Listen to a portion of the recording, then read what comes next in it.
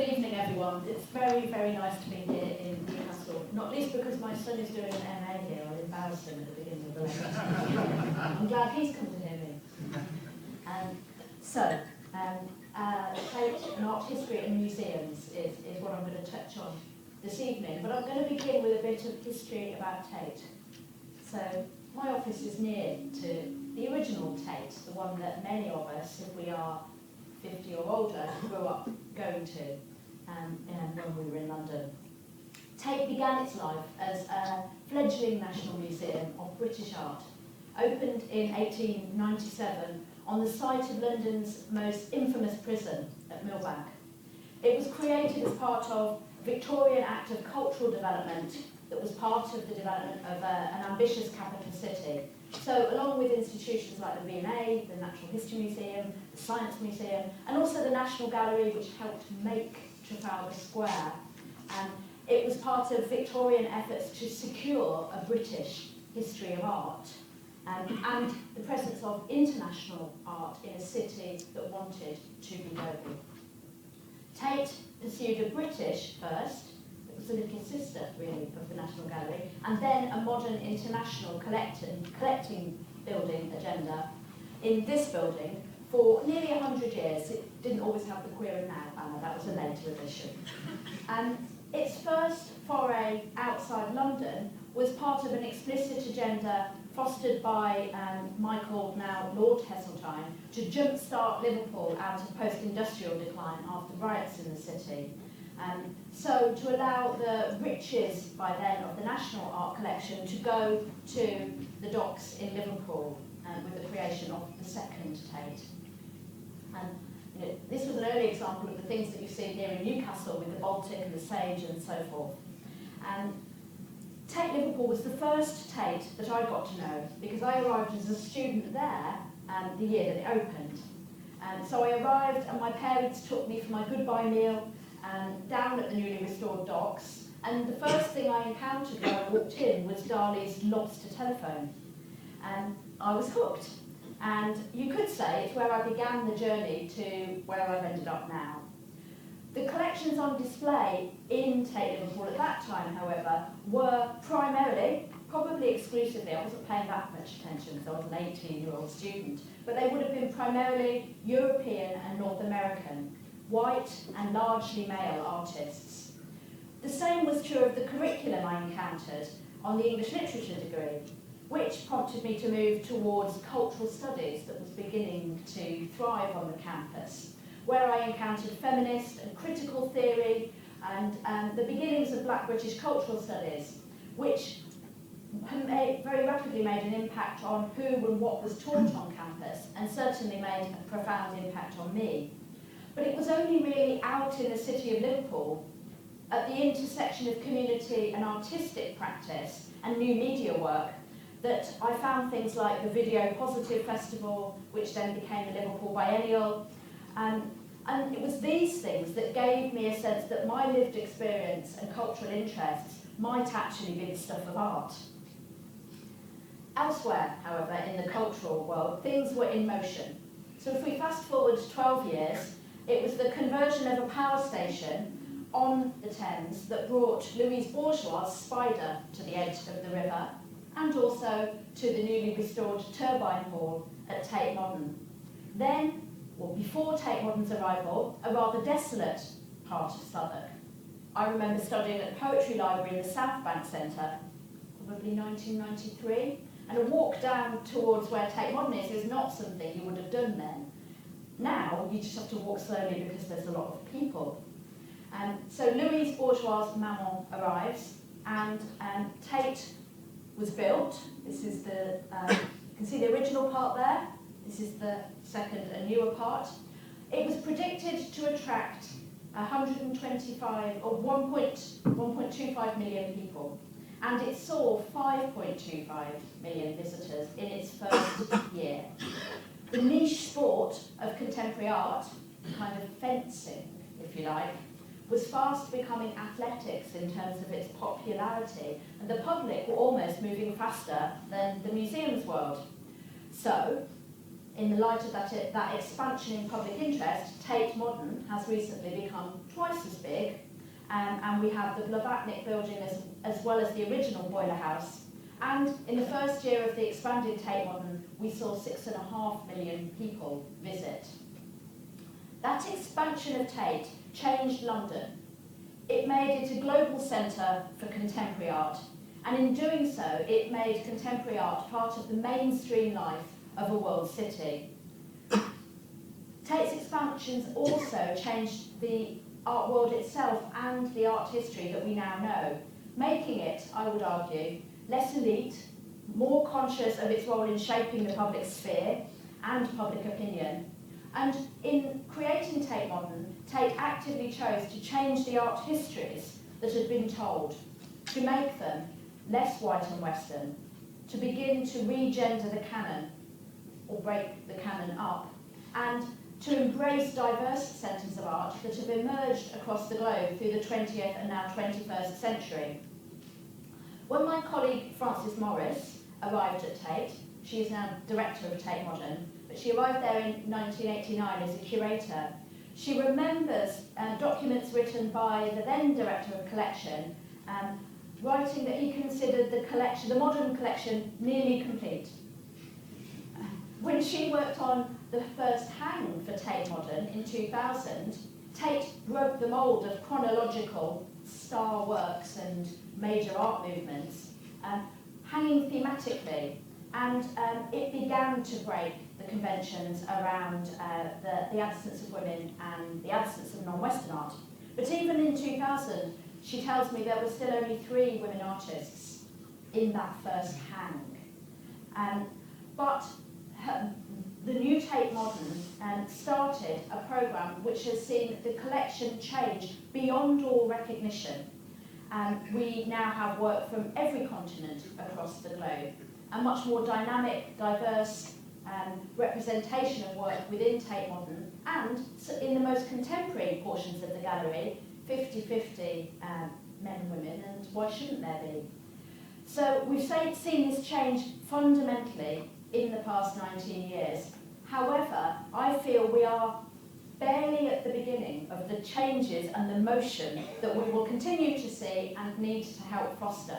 So we see this at Tate as an active and continuing roles as we think about the meanings of historic collections, those that were originally part of Tate's holdings, formed through imperial wealth and might.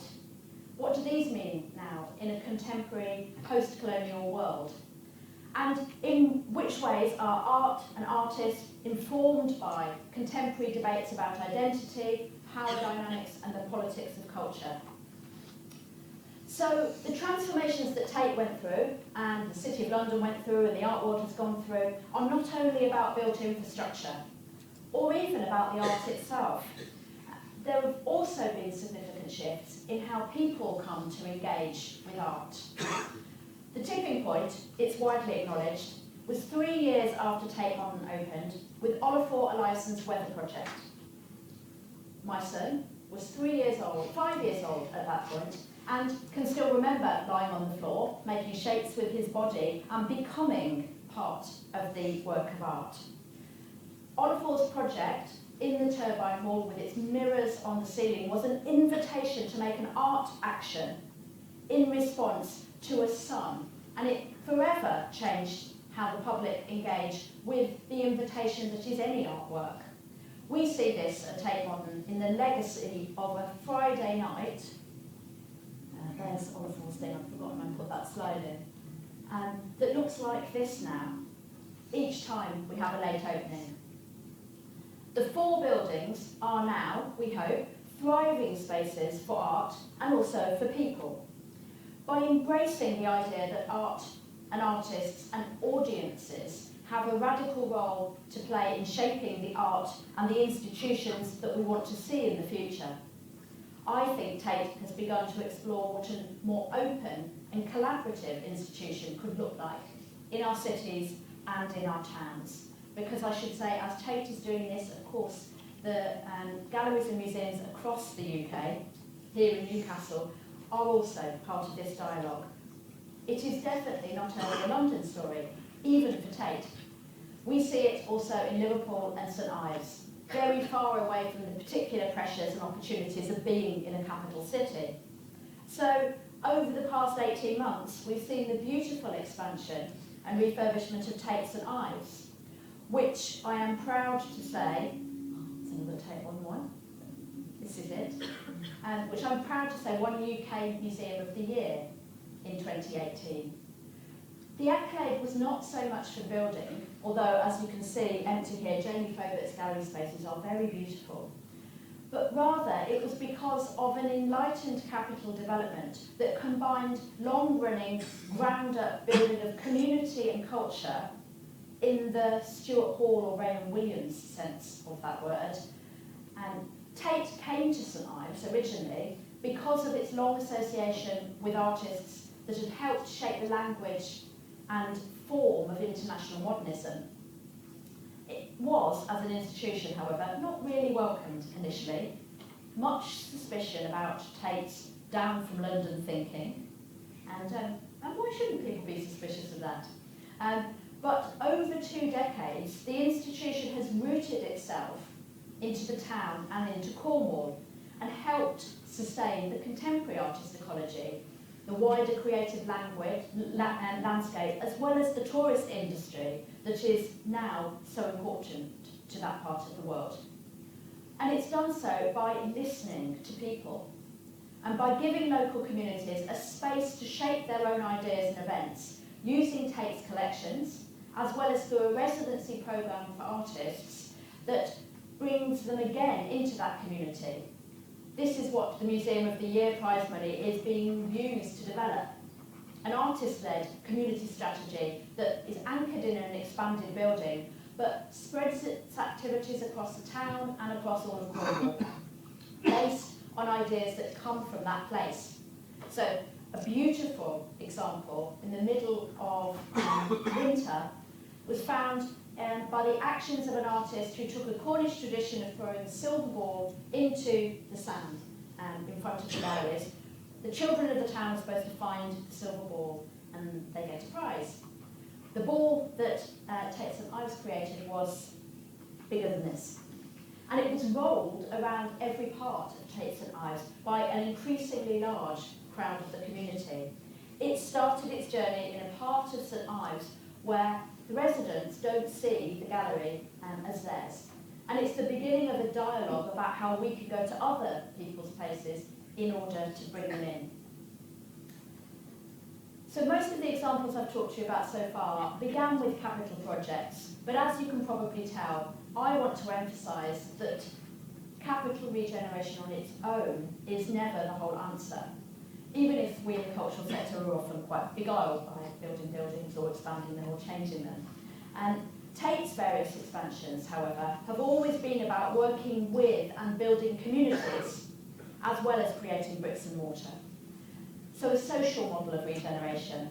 And it's about expanding the narratives that we then tell within and beyond those institutions. I want to share you a current example of that expansion of narratives. Now we are 19 years into expanding the histories we tell. So you'll see this next week if you come to Tate, so you're kind of getting ahead of time images today.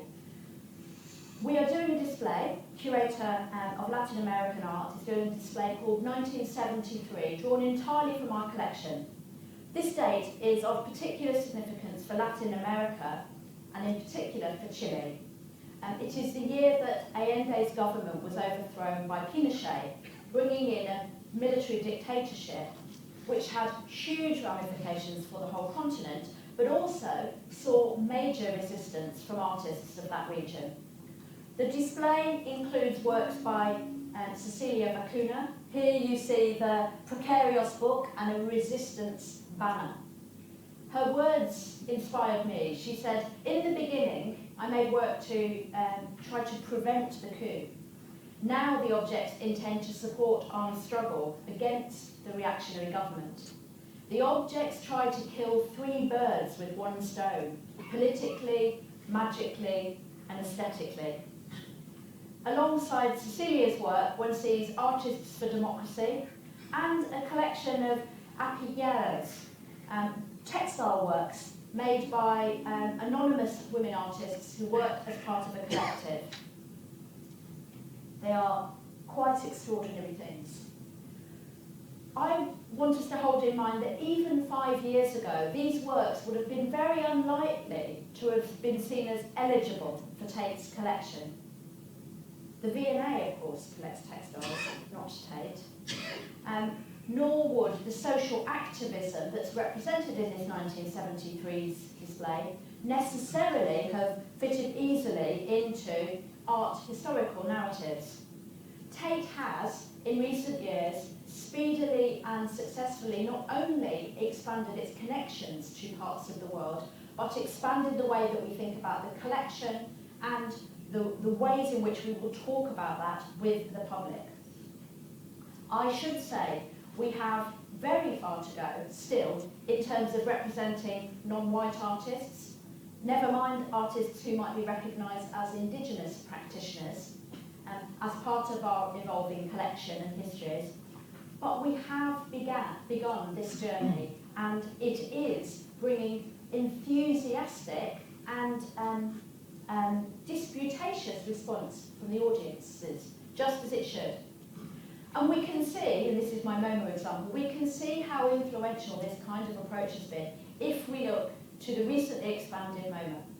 And I find this very exciting. So MoMA opened twice as large in its mid-Manhattan location only a couple of weeks ago. And if you Google the coverage after this lecture, what you will see is a conversation about the way in which MoMA has broken with its own art historical traditions. So they have wonderful Picassos. They have many more stellar 20th century iconic works that we have in Tate's collection. But in the new hang at the new MoMA, you see Picasso hung alongside a textile work by Faith Ringgold, the African-American artist. This work was included in an exhibition that Tate did in the first 6 months of my time there, called Soul of a Nation. It began before I arrived, but it is an African-American show that told a history that is familiar to me from my academic background. Faith's work was a very significant part of that show, and at that point in time, MoMA was actively collecting across the world to bring works into the collection that would bolster its representation of non-white, non-Western artists. I feel delighted and honoured for Tate that this went from Tate's exhibition into the MoMA collection and now is in the redisplays. And as you walk around the expanded MoMA, what you see is a diversity of work, conversations across race, gender, across time, across medium. So there is much more design, there is textile work, there is architecture speaking to art. And that feels very much of the time that we are in now. And as Glenn Lowry described, it makes the collection in its diversity the main story. So I think what we are beginning to see is not, as some people said about Soul of a Nation, that, oh, this will be a one-off. We're moving beyond the one-off demonstrations of the importance of African American art or Latin American or Eastern European towards a much more sustained thinking about the transnational interconnectedness of the global art world. So to give another example that I felt very pleased about, MoMA's display also includes Lynn Hirschman, pioneering video artist who moved through every new development of video work as it was invented. So she made things on video disc. She made the first avatar kind of played or inhabited by Tilda Swinton. A remarkably prescient artist, but lived in San Francisco, technologically innovative, and so a bit of an outlier to art history. Nearly 40 years of practice, ignored outside MoMA, and now finds herself alongside Eduardo Hatch, who is the Latin American kind of founder or the founding father of computer art. And it's brilliant to see those works as part of MoMA's display. She said, I'm looking at the opening displays, to Eduardo, look, we have finally found a home, which I think is a very wise comment from her, since she has presence in many other places around the world. So these much welcome shifts don't mean that we're anywhere near finished. Far from it, I would say. Motion continues. So at Tate, I think we're at the beginning of our next chapter, as many are in the cultural sector. Post-capital phase, but also a post-colonial one, where the questions of whose stories we tell and whose art we find on the walls are debated daily, not just between art historians, but with and through our audiences. So the questions facing us now are how can we connect to an expanded and more diverse audience in our towns and cities, as well as with an audience globally? How also do we meet the future needs of artists who are working in ways that don't behave themselves in terms of the white cube of the gallery? And also, how do we protect and promote the value of this creativity to society? I think it feels at the moment often that we are operating in unprecedentedly tough times. Divisions over Brexit, the economic disparities that produce those kinds of views across the globe, movements of people, continuing conflicts, the rise of both nativist and reactionary nationalist governments, the threat of the global climate emergency. And within our own sector, museums and galleries see the latest iteration of the culture wars, aided by new social media tools and an ever more disputatious and contested public sphere. Sometimes I feel I need a tin hat as a museum director, and it would be easy to retreat. But on the contrary, I want to say that we need to think of this actually as a time of positive, accelerated change. As we wrestle with this greater social and political polarisation, we have also seen the emergence of a confident, popular, ever more political mode of cultural and artistic activity. And it's changing the relationships that institutions like Tate can have with their public. So I've got a few examples. There were swings in my first year at Tate. Danish collective Superflex took over the Turbine Hall and Tate Modern's surrounding public ground. They saw the swings as human turbines, people as energy creators at the heart of a power station. The carpeted slope, which runs up there, was intended to cultivate apathy in a too-fast city, and indeed that did happen. Many tired parents lying down with their children. It explored the potential of the building as a part of a city, open on all sides, with the turbine hall as an indoor street. What this requires is inviting different kinds of people in and making them comfortable that they're allowed to play.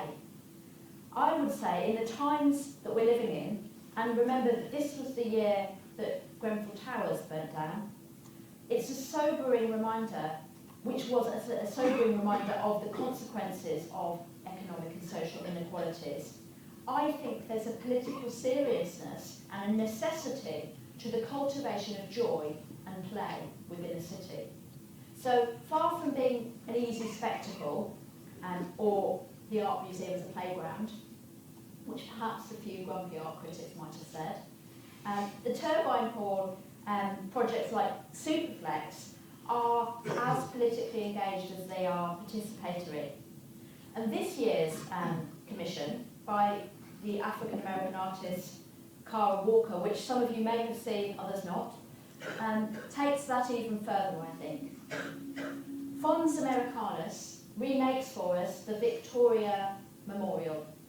Cara saw it from a taxi as she was leaving a site visit at Tate. She was going back to Heathrow and she caught sight of a sculpture, a public sculpture, which was created as monument to empire, with all the paraphernalia and ways in which our public monuments speak about that history.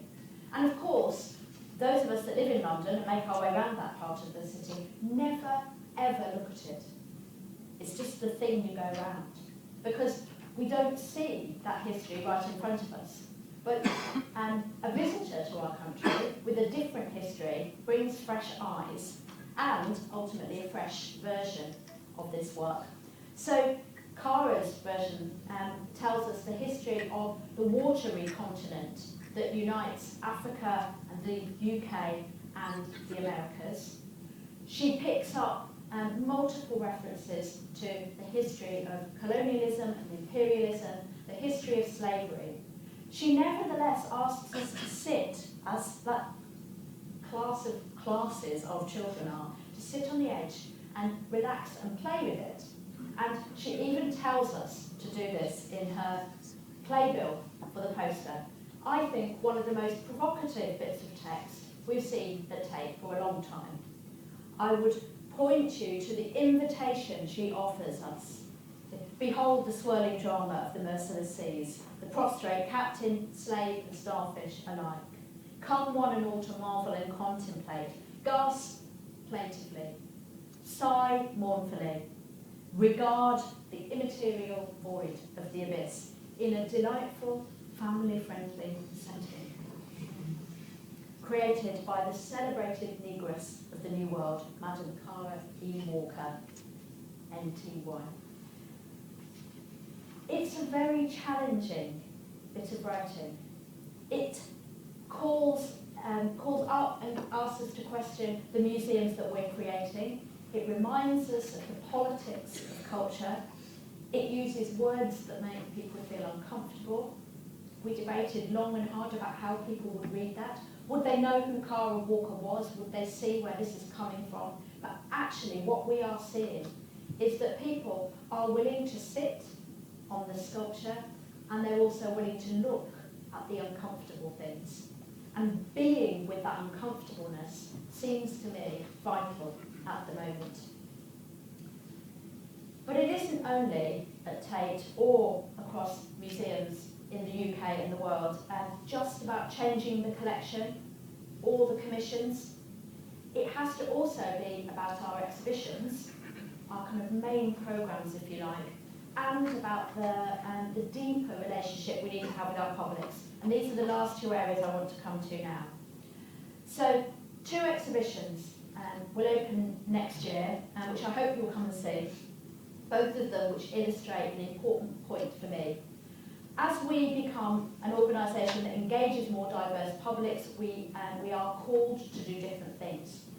As we become an institution that employs different people, our staff direct us to different things. So we have an amazing LGBTQ+ network across the four Tates. They were responsible in part for the Queer British Art Show at Tate Britain 2 years ago and the Queer and Now Festival. One of the things that they pointed out is that in our contemporary programme, you rarely, if ever, see presence of artists from the communities that they feel themselves to be part of. So Zanelli Maholi, one of the really star artists of this year's Venice Biennale, will have a show at Tate Modern next year. And that has come through consistent feedback and evidence gathering from across the staff network who are looking for artists who are demonstrating, if you like, the expanded field of contemporary art practice. So they are both activists and maker of a new history of images for trans people, particularly on the African continent. This show will sit alongside a Warhol show. Now you might think at that point that is Tate reverting to the known figures of the 20th century, the blockbuster exhibition. And I am sure that it will pull in very large numbers of people. But so will Zanelli, who had more profile almost than anybody at the subsequent to the Venice Biennale. But the Warhol show that we're doing has this as its lead image, Helen/Harry, one of a series of photographs made by Warhol from a group of people he recruited from a trans club in New York. For the longest time, the subjects of these amazing works were not named or known, but through sustained research by the Warhol Foundation with us at Tate, now all 57 of them are known, and they will form the centrepiece of an exhibition which looks at 1970s and 80s Andy Warhol. So looks at Warhol's work from the perspective of our now. An artist who was engaged with and challenging who was allowed to be represented, who was allowed to be within the artistic mainstream. So it will be a very queer Warhol show, and feels like the right show for Tate to be doing now. In New York last year at the Whitney, they did the most perfect whole career in the encyclopedic show of Andy Warhol. And it's quite right that the Museum of American Art ought to do that, but it wouldn't be right for us at Tate. We need an Andy that speaks to the communities who now come to Tate. So this kind of work really excites me. And the upshot of this collections-based change, programmatic change, the upshot of this kind of attitude is that Tate as an institution, as old as it is now appealing to a younger, more diverse audience. We launched a membership scheme for under-25s last year. Those of you that are under 25, please join. It is free to join online as a Tate Collective member. We did it in part because of criticism from students, like some of you here, who said they couldn't possibly afford to pay £20 for a ticket to go and see something like Warhol.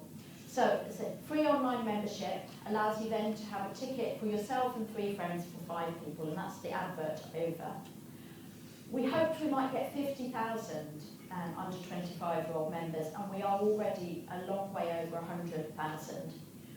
A group drawn from them, artists and creators themselves, now curate and produce our Friday Lates at Tate Modern and at Tate Britain. Tate Modern now gets the highest percentage, 21% of black and minority ethnic visitors of any UK museum. For those under 25s, it's nearly 25%. So that's okay. But, as one of my younger staff members said to me, we shouldn't be comparing ourselves with other museums that also don't attract a really diverse audience. She said, we should be comparing ourselves with the world that is around us. And for under 25s in London, black and minority ethnic percentage is 48%.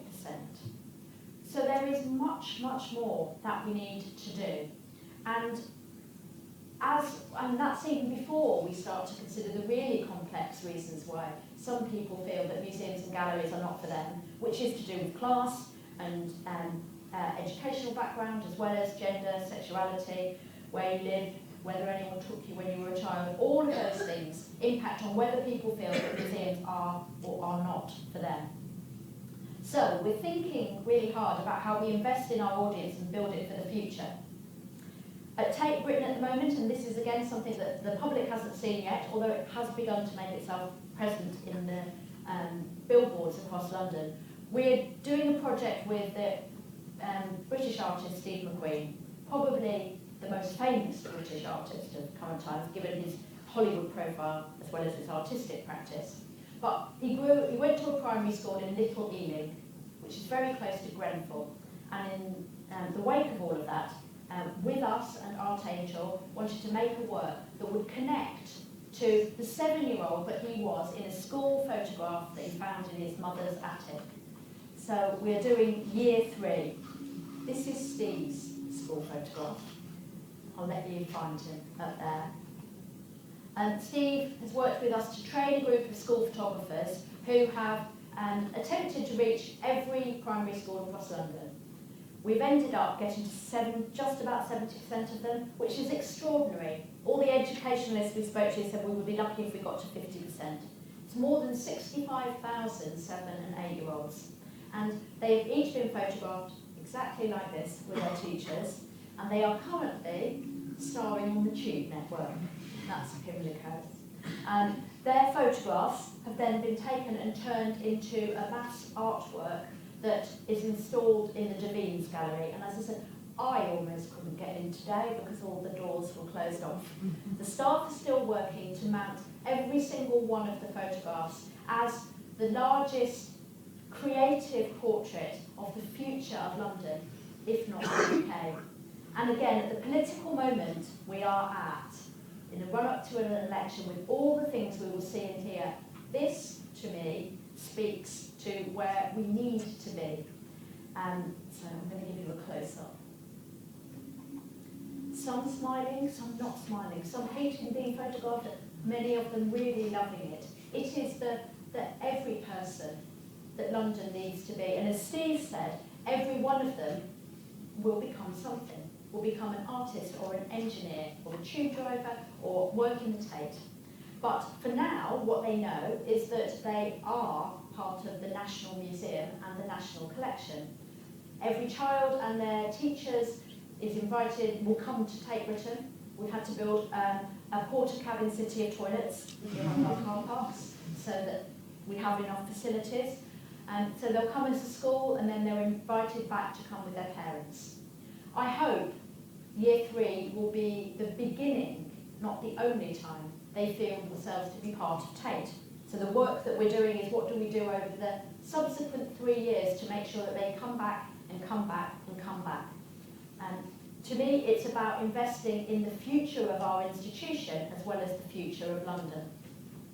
But I have one final kind of working example, which is something that I think is unique to Tate. There are many, many other institutions that are doing amazing projects like this, especially across the UK. But Tate stands nearly alone in having developed a project that's called Tate Exchange. It's a way of saying hello to people differently. It's been unfolding as an idea and a form of practice at Tate Modern and Tate Liverpool for nearly 3 years now. It began with the new building at Tate Modern. Level 5 is dedicated to Tate Exchange, a space where the public and a whole variety of creative practitioners can come into dialogue with one another, make things and talk about art and what it means, and what the world means and what their lives mean. But it's become much more than a level in the building. It's become part of the redefinition of us as an institution. So it's happening now in Liverpool. There are Tate Exchange events or exchange-like events at Tate Britain and Tate St Ives as well. So it's an experiment in changing us as an institution. It aims to generate debate around ideas in art that are relevant. So it's a kind of platform. And it works through the recruitment of associates. So Tate is what it is. We can change and evolve and do all sorts of things, but we are still a large national institution in London and 2 other cities, or a town and a city. We are not a grassroots arts organisation. We are not present in the Welsh Valleys. We are not up in Scotland. But our associates now are. There are 25 partner organisations from the tiny to the large, 25 in Liverpool and 63 at Tate Modern. They range from organisations like the Museum of Homelessness, who hosted an all-night extraordinary event in Tate Modern, to large organisations like the Open University or the University of Fine Arts. And these associates work with us with a lead artist each year to explore themes that are participatory explorations of the meaning of culture. So last year rather, the theme was power. This year it's love, which I like very much. The associates work with us to choose the lead artists that they want, and they bring their practices and their audiences into Tate. What it can look like is about debating, but where culture is allowed to happen, who is allowed to shape its meanings.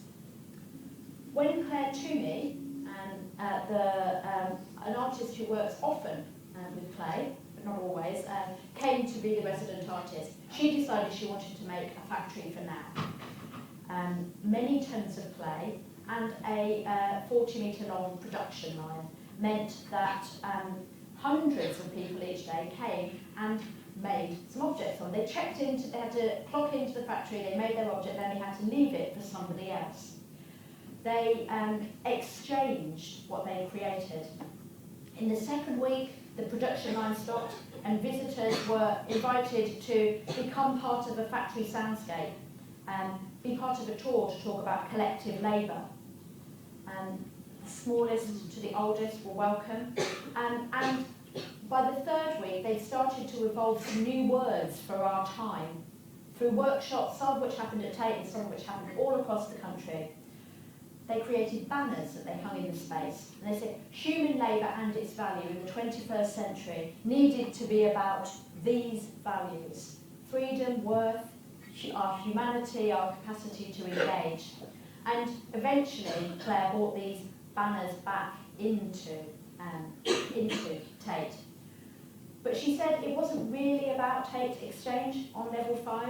It was actually about a way in which art can meet people or society, and then society meets art.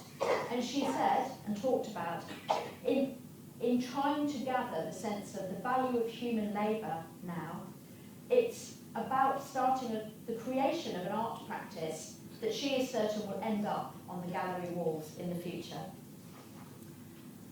Most public institutions, like Tate, want to open up and share and extend and include. So we want to do things like this. It's about our cultural relevance now.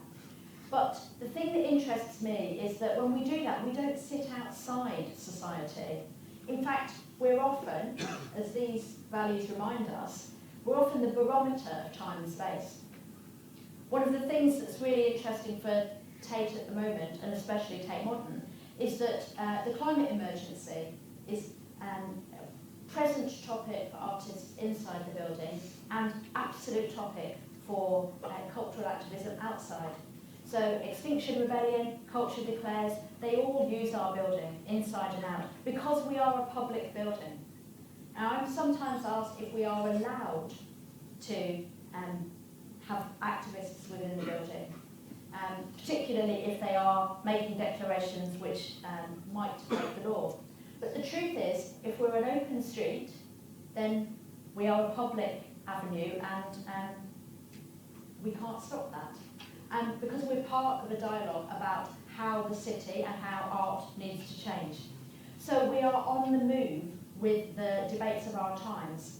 And whilst this isn't easy, and it's certainly not easy to be a curator or a museum director or even an artist in these times, I think through these conversations and dialogues, we become more mobile and dynamic. So these examples I've talked about in the second half of my lecture are about the integration of our social and artistic mission. It means we fulfil the requirements of our public funding. Taxpayers' money goes to look after the national collection, we give back to the public. But this is also about building new audiences for the future, as we saw with the Year 3 example. So my vision for all the Tates, the kind of the art history and the art museum that I want for 2020 is a distributed national collection, shared debate about the art we want to see and that we can bring into the collection now. Globally connected, but locally rooted and relevant. And in doing this, we should be open and generous and connected and in motion. Because we need this kind of thinking and practice in the 21st century. Our problems, as I said earlier, are all about social isolation for people, especially elderly people. Worse if you are economically challenged. Museums don't save lives, I don't think, and we need to not be like Victorian missionaries going to save people through our art. But cultural engagement and an expanded space for cultural debate does contribute, I think, to the living of a good life. So it makes us more resilient, it makes us more tolerant, it makes us more mentally well. There's really, really good research that shows that. Actually makes you healthier just to go to a museum. That's my plug for the evening. And I think really importantly, research shows it makes people have a cheerier outlook, even about the tough, uncomfortable things. And this is part of the intrinsic value of museums for all those who are welcomed there, and who will find what they want from our rich and now very varied collections. So I have a last, I've forgotten about that one. This was something written on a banner in Tate Exchange. And it seems to me that that is what we are moving towards. Not the top-down delivery of culture, but a more active engagement with what we need art and culture to be. So I want my institution to be part of the creation of a global art ecology that works to undo hierarchies of exclusion that have so long posited the entirely false idea that there was a single authoritative history of art. That was kind of what I was being taught when I was at university. So I would ask the students in the room, do you find in your studies that you get confirmation of this kind of diversity, or is there more that we still need to do to challenge the canons, to expand what we're talking about? Because certainly when I was a student, I didn't find that confirmation of my life and experience being relevant in the lecture hall. I think here you probably do find that already, and certainly the colleagues I know here are part of the transformation I've been talking about. But what I'd say, although we do it imperfectly and probably not fast enough for younger generations, I think it's good that our older institutions are being given kind of rocket fuel at the moment in terms of engagement with our ideas. And the institutions are shifting their stories because it's where our public and the artists we work with want to lead us to a more engaged, multivocal, activated art history. So long may it be in motion. Thank you very much, everyone.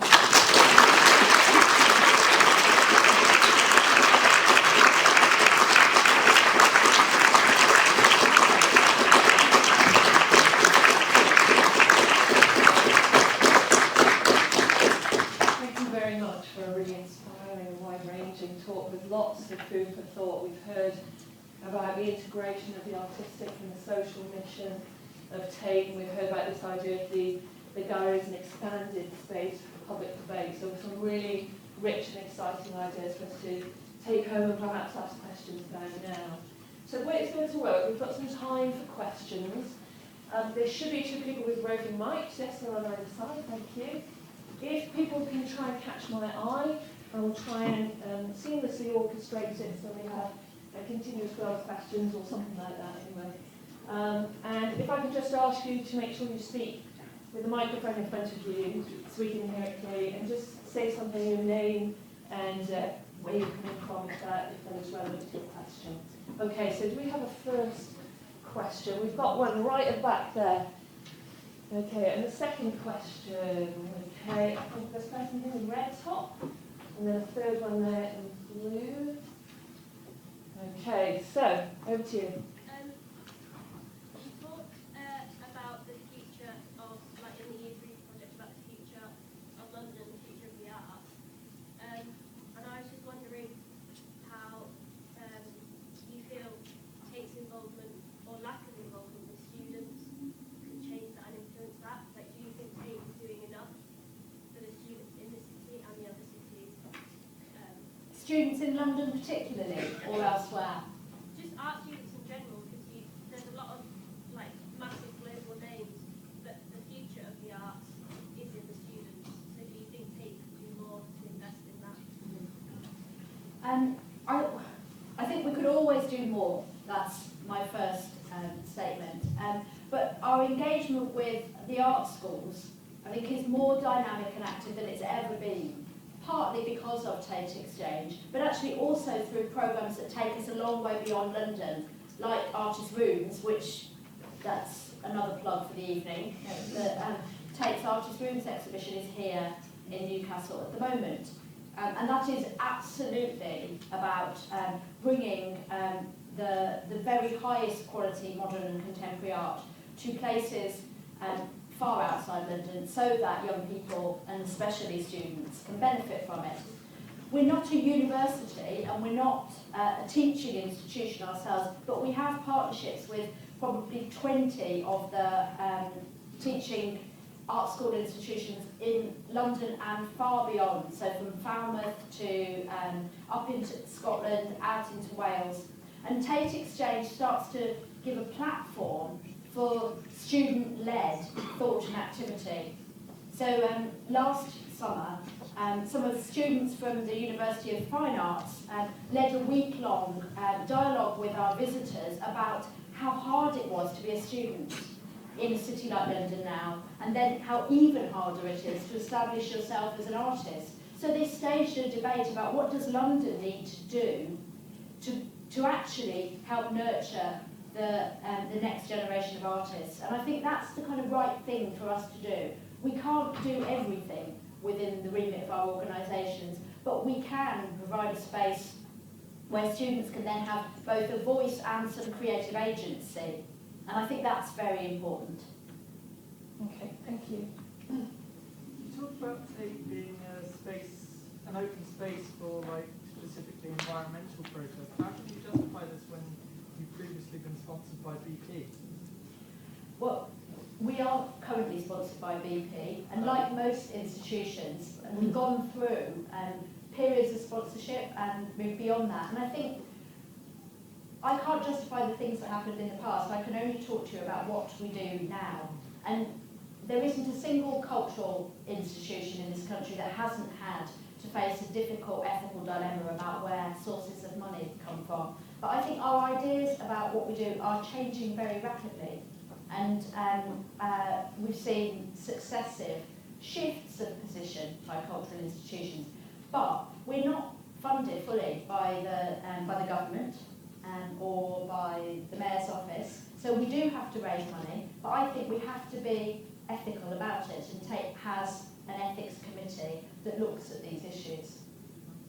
So I think it's always, we're not perfect. We operate in a very imperfect world, but we are working towards being a good cultural citizen. Thank you. The gentleman in the blue. Do I need the mic or can you hear me? I think it's because I think other people won't be able to hear you so much. I don't know quite how to phrase the question, but do you think there's, risk isn't the right word, but do you think that for some audiences, some visitors to the Tate, what they're coming to is not so much a place to see art, but a tourist destination? Something to be ticked off in the same way that visitors to Paris might go to the Louvre, or the Guggenheim in Bilbao, or MoMA.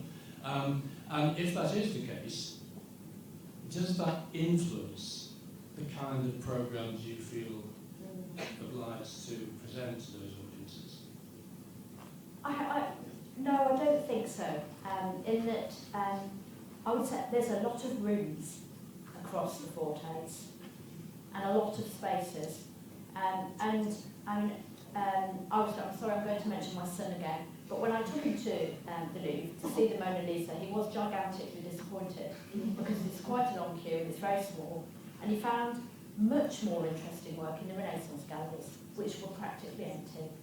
Now, there isn't really any part of Tate that is absolutely empty, but whilst we need a kind of an open door and a welcome, and I want us to feel part of the city, or part of the cities and towns that we're in, you go up the escalators and walk through the artists and studios displays to a really fine room of surrealist and post-surrealist works. And actually you'll have as much time as you want to look at those particular works. So I think we can be multivalent and speak to many audiences at once. The people who come in at 10 o'clock to see a major exhibition just as it opens, so the rooms are as empty as they'll be all day, are a very different demographic to those who come on a Friday night and actually want to be part of a large crowd. But I think even that large crowd are there because it's an art space. They're not there because it's kind of nowhere. Because there's something very particular about being in a space where a lot of thought has gone into your visual surroundings.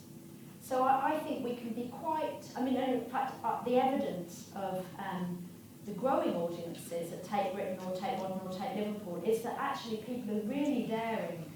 They'll come and see things they don't know, as long as they feel welcomed. And so to me, people can come in because they like the cafe. That's really fine. But on their way to their cafe, they'll see something that surprises them. And I think that's a good balance.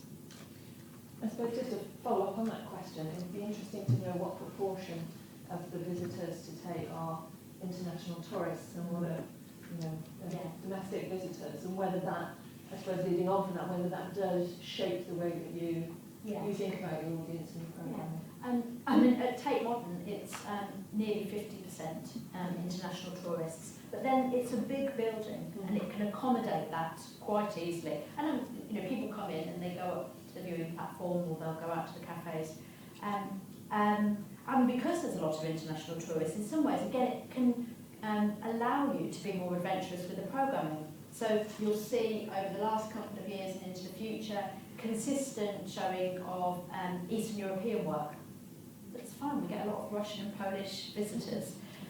And lots of work from displays and exhibitions that are exploring Latin America or South Asia. But again, that's speaking to both local audiences and visitors. And so even with a large tourist audience, it's not preventing us expanding the kinds of things that people will come to see. And often it's about the choreography of a programme. So you might have a Picasso 1932 show on, but it's sitting alongside Kabakov's exhibition. People come for one thing and end up going to another, which is good, I think. So programming simultaneously for multiple audiences. Yeah. Some of whom then crossover. Yeah. And I should say as well, I think also audiences always exceed our expectations because we have quite crude, rubbishy ways of understanding them. So my working example of that at the moment is that Tate Britain has got a William Blake show on, which of course is the historic show. But Blake's a revolutionary, and at the moment it's thronged with young people. It's been brilliantly successful with the Tate collective audience, and I think it is because of the political times. He was not going to be confined by the way art had been and the way political thinking was. So it feels very relevant. Great, thank you. Yes.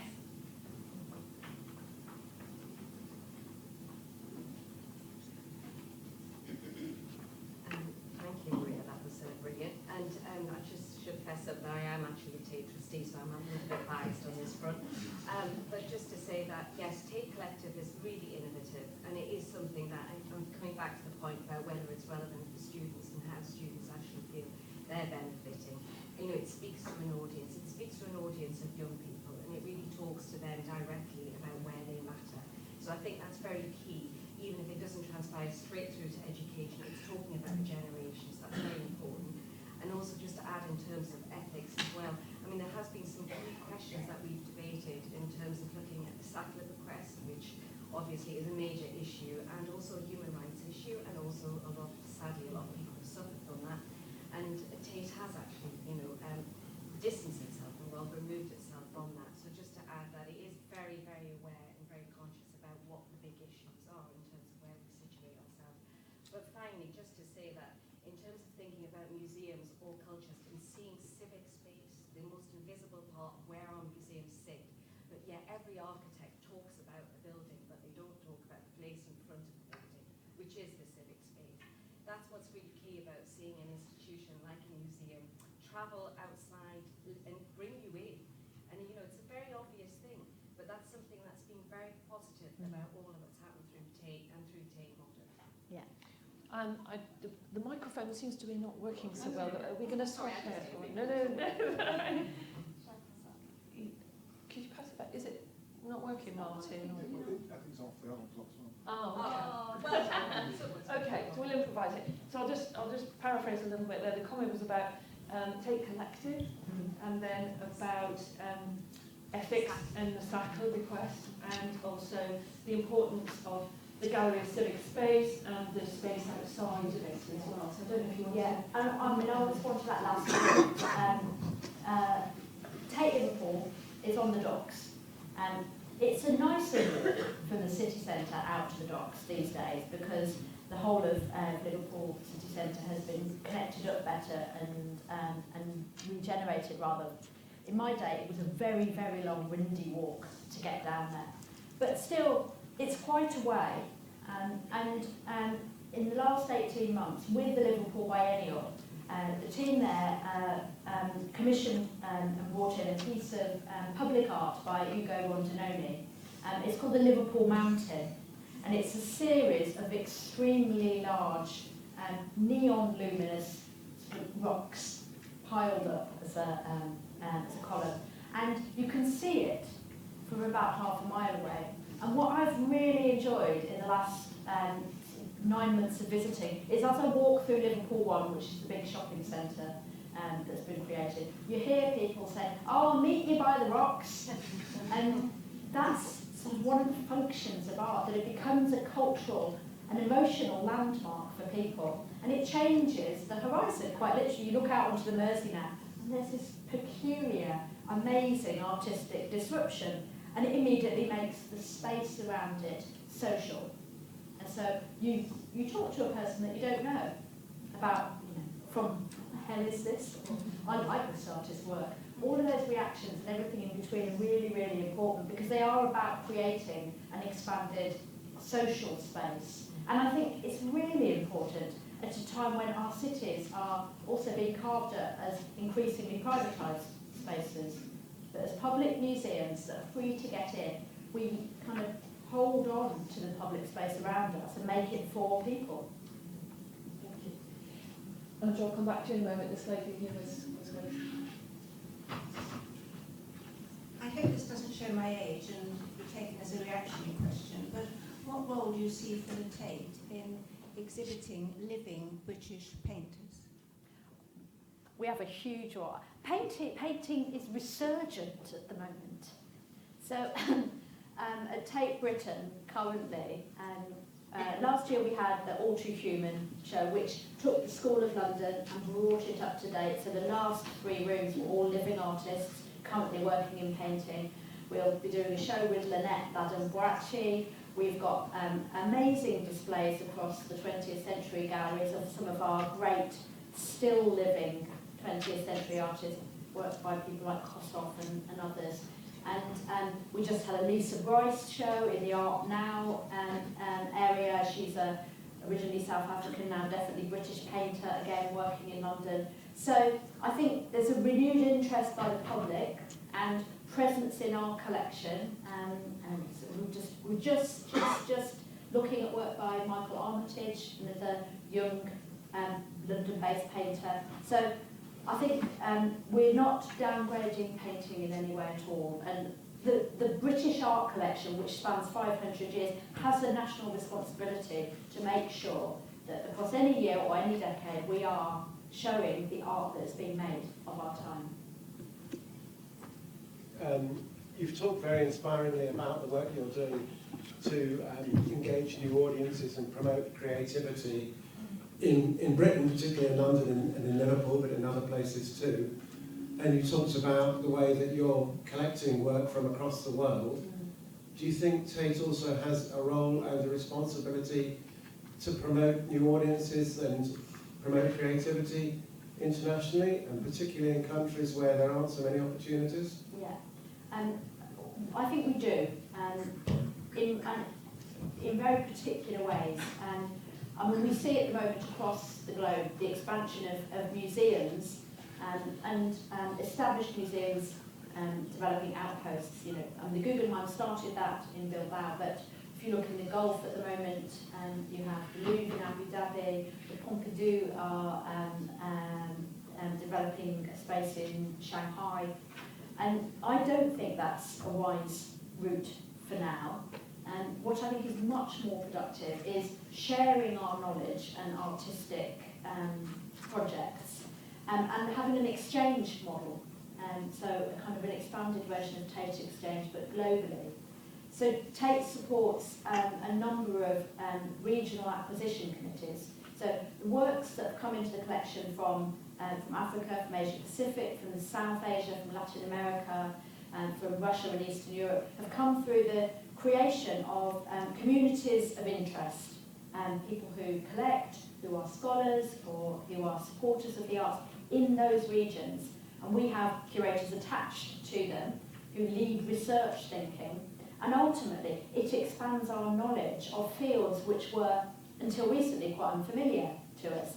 and they help bring works into the collection. But it means we travel around the globe, so if I look a bit dark circles into my eyes, it's because I flew back from Lagos overnight just a couple of days ago. Because our African Exhibitions Committee were at the Lagos Biennial, Tate curators, myself were there, helping to support the arts ecology that is evolving very rapidly there. So we lend our expertise, and also we're learning from people, so it's reciprocal. If we're working in China, it's more likely to be in terms of developing and helping them develop an ethos and ethics of public museum work, rather than just the proliferation of private museums. So I think as long as we understand it as learning on both sides, we have a real responsibility to share what we have and know, and we also have loads to gain from that. And I mean, in the simplest terms, our exhibitions tour all over the world. In fact, the most attended Tate exhibition ever was in Beijing last year, which was a Turner show, which is very pleasing. Not Beijing, Shanghai. When Shanghai was higher than Beijing, it went to Beijing. Yes.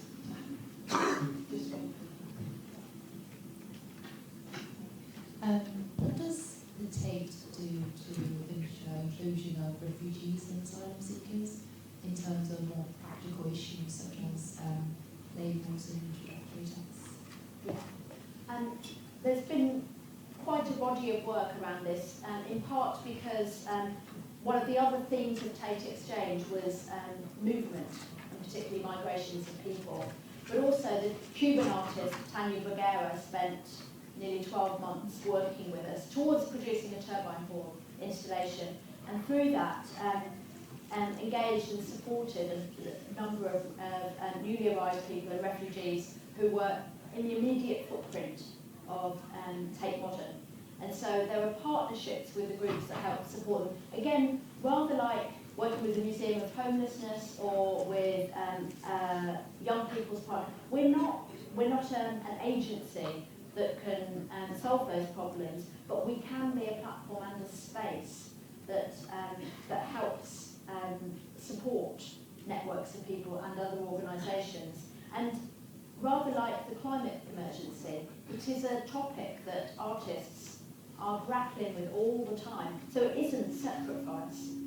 The Turner Prize exhibition that's on at the moment features work by Lawrence Abu Hamdan and Oscar Murillo, as well as Tai Chanay and Helen Chamak. And two of the works are explicitly about the experience of displacement and condition of refugees, and the other two works are also really about those pressing issues. So we do what I think is right for an artist, an arts organisation, in that we have to be welcoming, our staff are trained to support, but there also are specific programmes that will deal with the issues that people in communities face. The gentleman here. You mentioned. Oh, just one second. There's a mic coming through. Yeah. You mentioned Steve Mcqueen and his Hollywood work and his artistic work.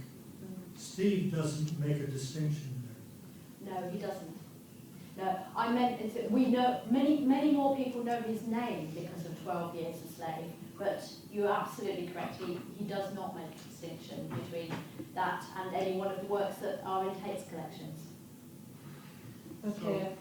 So, does that raise the question about bringing in the popular and the mainstream?